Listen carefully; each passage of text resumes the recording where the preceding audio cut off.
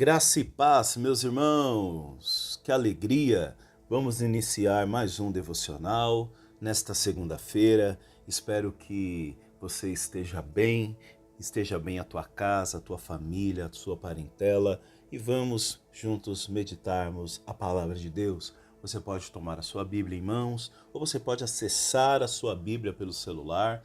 Como eu sempre digo, talvez você recebeu este devocional.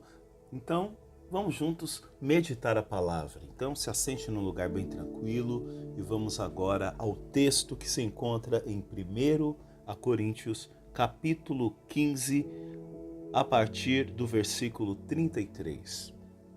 Carta de Paulo aos Coríntios, 1 Coríntios, capítulo 15, versículo 33. Vamos ao texto? Não vos enganeis, as más conversações corrompem os bons costumes. Vigiai, justamente, e não pequeis, porque alguns ainda não têm o conhecimento de Deus. Digo para vergonha vossa. Amém? Irmãos, Paulo, na sua viagem missionária, ele vai para Corinto, cidade de Corinto, e depois para a cidade de Éfeso. E agora, Paulo está escrevendo a sua epístola para esta igreja que lá foi fundada. E o capítulo 15 é um capítulo muito importante para nós, porque ele trata da ressurreição de Jesus. E Paulo aborda este tema de suma importância para aquela igreja. Os irmãos sabem que a igreja de Corinto era uma igreja muito frutífera em dons, mas uma igreja que estava passando por alguns problemas. Tinham facções dentro das igrejas. Eles estavam ali divididos, né? É ali que Paulo dá as instruções de como os dons espirituais haveriam de ser administrados durante o culto. E agora Paulo vem falar da ressurreição de Cristo. Do versículo 1 ao versículo 11 do capítulo 15, Paulo está tratando da ressurreição de Cristo como fundamento da nossa fé. Aliás, a nossa fé seria em vão se Cristo não tivesse ressuscitado. Já do versículo 12 ao versículo 19, Paulo fala da importância da ressurreição de Cristo para a nossa fé cristã. Ou seja, é algo basilar. Paulo argumenta que se não há ressurreição dos mortos, então Cristo também não ressuscitou. Paulo também diz que a ressurreição é o alicerce da nossa esperança cristã, pois garante a vitória sobre o pecado, do pecado e da morte. Já do versículo 20 ao versículo 28, Paulo está falando de Cristo como primogênito dentre os mortos, ou seja, ele explica que Cristo é o primogênito dentre os mortos, o primeiro a ressuscitar para uma vida eterna incorruptível. Então, como Cristo ressuscitou, a partir dele também nós vamos vir a ressuscitar. Do versículo 35 ao versículo 49, Paulo fala da natureza da ressurreição e do corpo ressurreto. Ele responde a uma pergunta: como os mortos ressuscitarão? Com que tipo de corpo eles serão vistos? E ele usa de metáforas, da semente, explicando que o corpo que é plantado não é o mesmo que o corpo que ressuscita, assim como uma semente se transforma ao ser plantada. Nossos corpos terrenos serão transformados em corpos gloriosos. Do versículo 50 ao 58, Paulo vem tratar da vitória sobre a morte e a promessa da ressurreição. Tudo isso dentro do capítulo 15 de 1 Coríntios. Agora, note que entre o versículo 20 e 28 e entre 35 e 49, Paulo aborda justamente esse versículo que nós vamos meditar, que ele fala das más conversações e que em outras traduções é colocado como as más companhias. Você tem companheiros? Quem são os seus companheiros? Quem são as pessoas que você elegeu para fazer parte do seu hall de amigos, de colegas? E Paulo, em meio a esta explicação da ressurreição, ele traz esse versículo dizendo: não vos enganeis, as más conversações corrompem os bons costumes. Por quê? Porque dentro ali da comunidade de fé haviam pessoas mal intencionadas, talvez até por uma má interpretação, falta de entendimento, estava levando as pessoas a desacreditarem do dado da ressurreição de Cristo.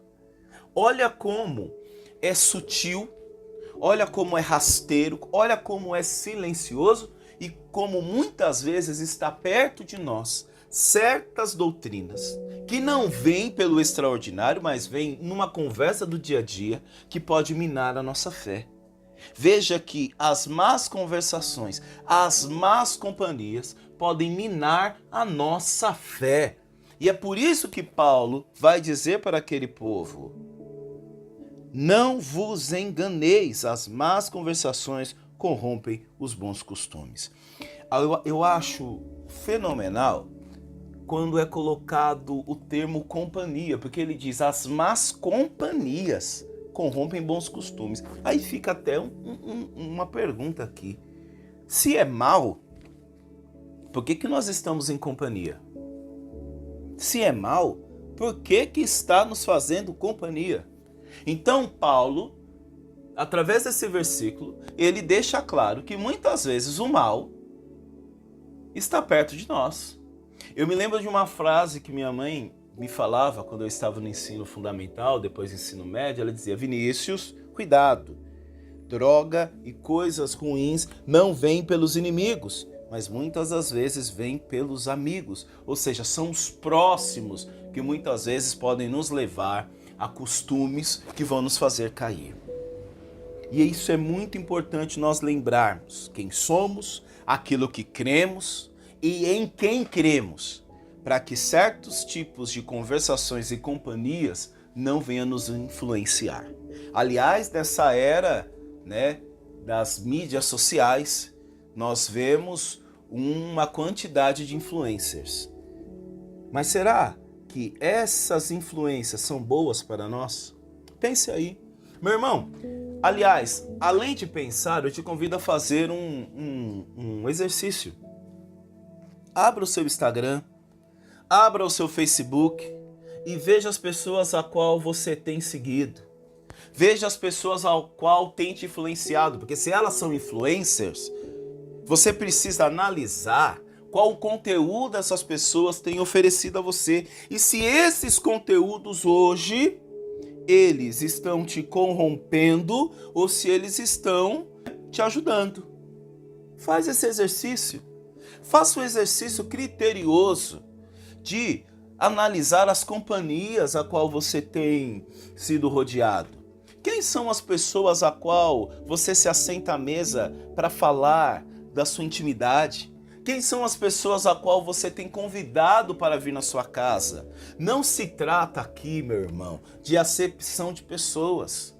Mas nós precisamos entender que as pessoas, elas têm um limite. E certos tipos de limite não podem ser extrapolados.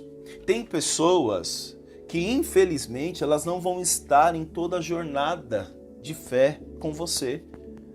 Tem pessoas que, quando você mostrar que hoje decidiu aceitar ao Senhor, decidiu ser diferente, muitas pessoas vão se afastar de você.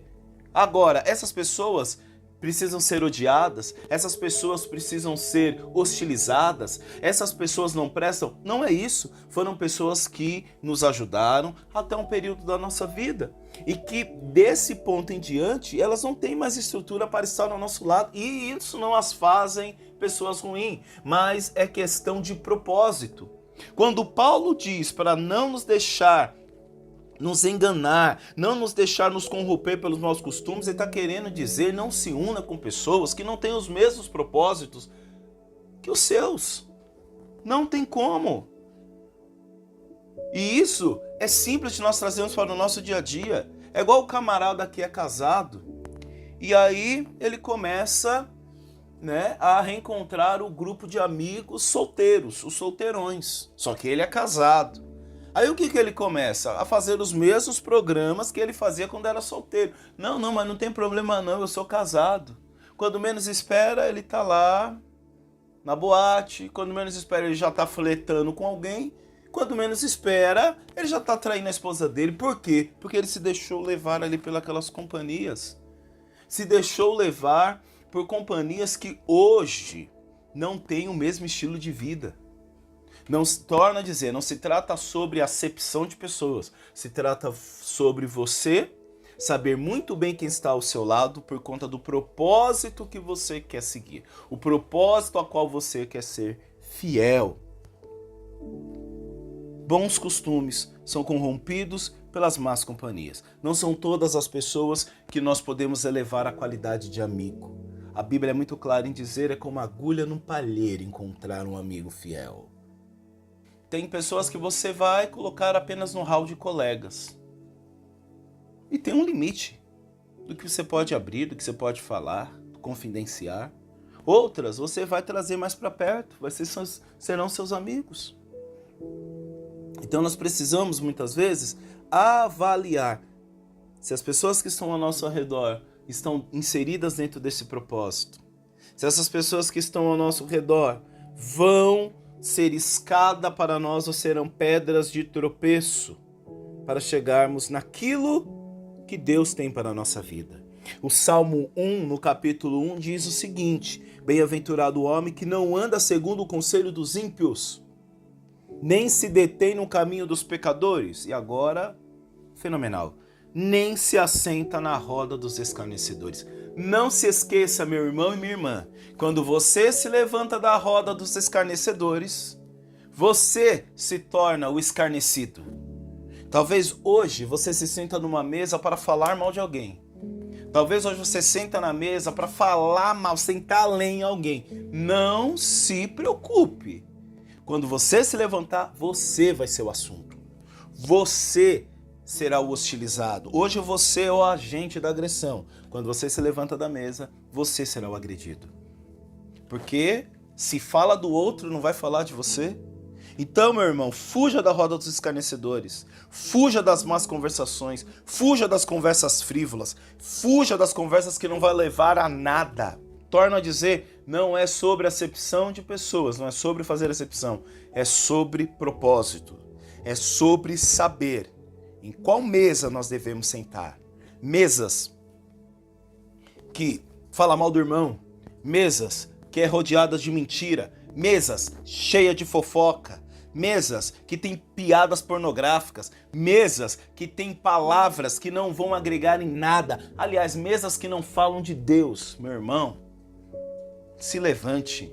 O cristão precisa saber a hora de se levantar em uma mesa. Tem uma frase de uma cantora que eu gosto muito, chamada Nina Simone, que ela diz o seguinte: você tem que aprender a levantar-se da mesa quando o amor já não está sendo servido. As mesas que você tem sentado, o que tem sido servido lá? Quais são? Aliás, quem tem rodeado a mesa com você? Essas pessoas que hoje se sentam à mesa para falar mal do outro, elas vão falar mal de você. Então, resta a nós cristãos saber o nosso lugar. Saber o nosso lugar de nos sentar, o nosso lugar de fala, o lugar onde nós nos portarmos. Entender o que está sendo servido ali. Entender que algumas coisas ali não são alimento, é veneno, é fel, é amargura, e nós somos chamados a ser diferentes. Não sente na roda dos escarnecedores, você não precisa disso. E aí, no versículo 34, ele diz: vigiai, vigiai. O cristão não é sobre não pecar, é sobre lutar contra o pecado a todo momento. Nós não vamos nos livrar do pecado, não tem como. Mas cabe a nós resistirmos, cabe a nós lutarmos e cabe a nós sermos vigilantes. Era Paulo dizendo, então vigie certo tipo de conversa. Vigie as pessoas a qual você está rodeado. E ele continua dizendo, e não pequeis. Porque aquele que vigia, ele peca menos, né? Ele peca menos. Porque alguns ainda não têm o conhecimento de Deus. Digo para vergonha vossa. Sabe o que ele estava querendo dizer? Algum desses aqui no meio de vós não conhece a Deus. E vocês ficam com essas conversas frívolas, essas conversas que não vão levar a nada. Você está levando seu irmão à perdição. Ou pior, ou talvez vocês estão ouvindo de Deus de quem não conhece a Deus. Quem são as pessoas que te ensinam o Evangelho? Quem são as pessoas que você tem ouvido sobre a Bíblia? Essas pessoas verdadeiramente são exemplo? Eu não estou falando sobre uma boa exegese, que é muito importante. Não estou falando sobre uma boa hermenêutica, que é muito importante. Uma boa homilia é muito importante. Uma leitura bíblica coerente é importantíssimo. Mas eu estou falando sobre atos. Às vezes o irmão prega muito bem, mas como é os atos dele? Observe. Tem a música do Samuel Mariano que diz, né? Depois do culto você vai ver. Então olhe lá, depois do culto, como que esse irmão age? O que ele fala com você? O que ele conversa com você? Preste atenção nisso. Más conversações? Esse irmão ajuda você num caminho de santidade? Esse irmão, quando você pergunta algo, ele fala, não, meu irmão, vamos continuar, é assim mesmo, mas olha aqui a palavra que diz, não desanime, eu estou contigo, eu venci o mundo. Quantos versículos bíblicos esse irmão fala para você? Ele fala Jesus para você? Ele fala, não, meu irmão, vamos entrar em oração, vou orar por você, vamos juntos nessa. E as más companhias. Quando você briga com a tua esposa, o que ele fala? Ah, não, senta o pé nela, manda ela embora mesmo, termina mesmo, não dá certo não. Como é que é? Quando você fala que tá aí pronto pra, sei lá, trair a tua esposa, trair o teu esposo, o seu amigo, a sua amiga dá força? Ele dá até dica de qual lugar ir? Preste atenção, companhias. Talvez essa pessoa não é uma boa companhia, é uma má companhia. E não se engane, ela vai te corromper. Sabe por quê? Porque ela não tem o conhecimento de Deus. E isso vai nos trazer o que Paulo diz. Vergonha. Vergonha.